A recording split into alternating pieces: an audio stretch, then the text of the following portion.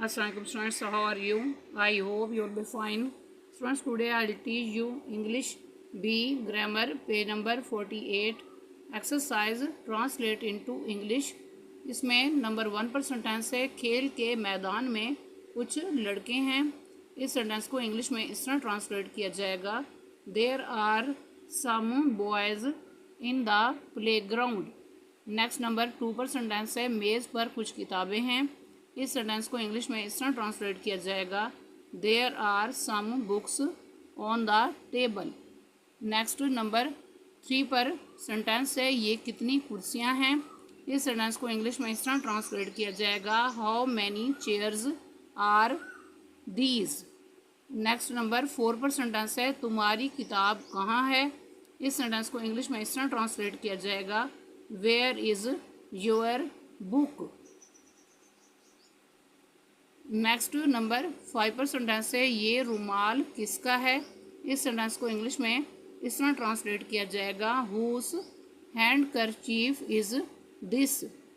Next number 6 पर sentence है, ये शर्ट मेरी है। इस सेंटेंस को इंग्लिश में इस तरह ट्रांसलेट किया जाएगा, this shirt is mine. Next number 7 पर सेंटेंस है, ये घर हमारा है। इस सेंटेंस को इंग्लिश में इस तरह ट्रांसलेट किया जाएगा, दिस हाउस इज़ आवर्स।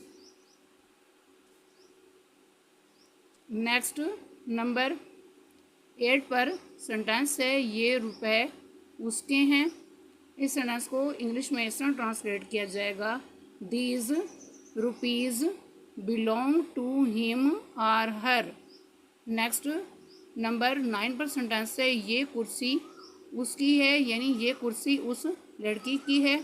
इस सेंटेंस को इंग्लिश में इस तरह ट्रांसलेट किया जाएगा, दिस चेयर इज़ हर्ज। नेक्स्ट नंबर 10 पर सेंटेंस है, मैंने एक सांप देखा जो तैर रहा था। इस सेंटेंस को इंग्लिश में इस तरह ट्रांसलेट किया जाएगा, आई सा अ snake that was swimming. Next number 11 पर सेंटेंस है, यही वो लड़का है जो हमेशा सच बोलता है।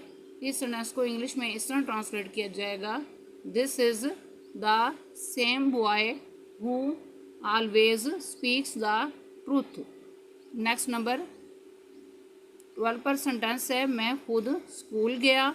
इस सेंटेंस को इंग्लिश में इस तरह ट्रांसलेट किया जाएगा, I went to school myself. Next number 13 पर सेंटेंस है, हमने अपनी गुड़ियों की खुद कंघी की। इस सेंटेंस को इंग्लिश में इस तरह ट्रांसलेट किया जाएगा, we combed our dolls ourselves. Next number 14 पर सेंटेंस है, उन लड़कों में से दोनों भाग सकते हैं। इस सेंटेंस को इंग्लिश में इस तरह ट्रांसलेट किया जाएगा, both of those boys can run. Next number 15 पर सेंटेंस है, इन दोनों में से कोई नहीं खेल सकता। इस सेंटेंस को इंग्लिश में इस तरह ट्रांसलेट किया जाएगा, neither of these two can play. Students, आज का लेक्चर यहाँ कंप्लीट हुआ। I hope you will be understood this lecture. Students, kindly write down this work on your notebooks. Okay, Allah Hafiz.